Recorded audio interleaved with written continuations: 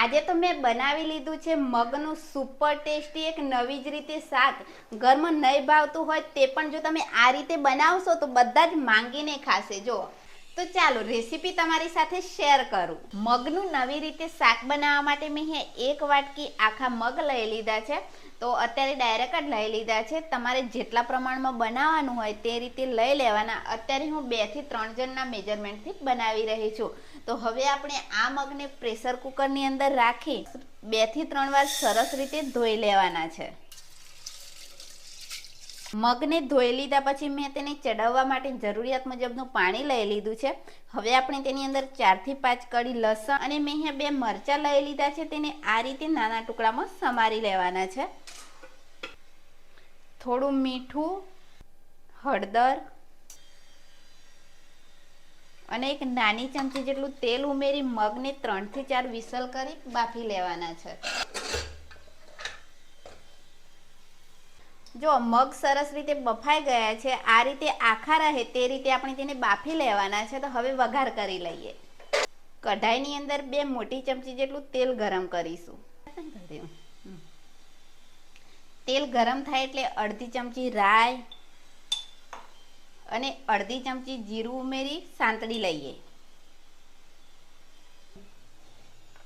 રાઈ જીરું સંતળાય એટલે ચપટી જેટલી હિંગ અને સાથે જ એક ઝીણી સમારેલી ડુંગળી ઉમેરી તેને સાંતળી લઈએ.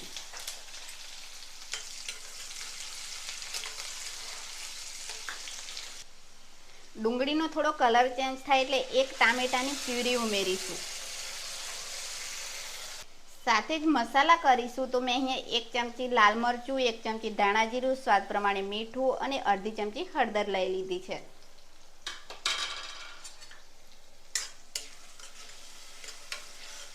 મસાલાને મિક્સ કરી ગ્રેવીમાંથી તેલ છૂટું પડે ત્યાં સુધી આપણે તેને થવા દેવાનું છે.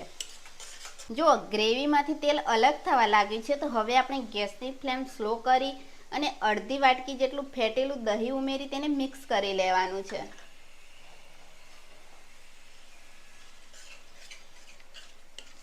દહીં મિક્સ કરી લીધા પછી હવે આપણે તેની અંદર બાફેલા મગને પાણી સાથે જ ઉમેરી લેવાના છે. તો તેને પણ એકવાર મિક્સ કરી લઈએ. જો આ જે લસણની કળીઓ છે તેને મેશ કરી લેવાની.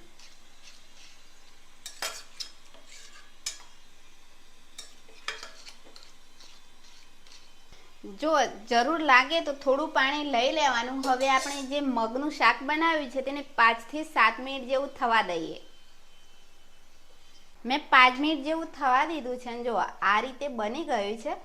જે આ મગ છે તેને તમે કોરા પણ બનાવી શકો છો અને રસાવાળા પણ બનાવી શકો છો. તો સ્લો ફ્લેમ પર તેને થવા જ દેવાનું છે. એટલામાં આપણે સાઈડમાં એક મસ્ત તડકો તૈયાર કરીશું. તડકા પેનને ગરમ કરી તેની અંદર 1 મોટી ચમચી જેટલું ઘી ગરમ કરીશું. ગરમ કરી લઈએ. તેની અંદર 2 સૂકા લાલ મરચાંને થોડા સાંતળીશું. મરચાં થોડા સંતળાય એટલે ગેસની ફ્લેમ બંધ કરી તેની અંદર 1 ચમચી જેટલી કસૂરી અને અડધી ચમચી કાશ્મીરી લાલ મરચું મિક્સ કરી આપણે મગની અંદર તેને ઉમેરી લેવાનું છે.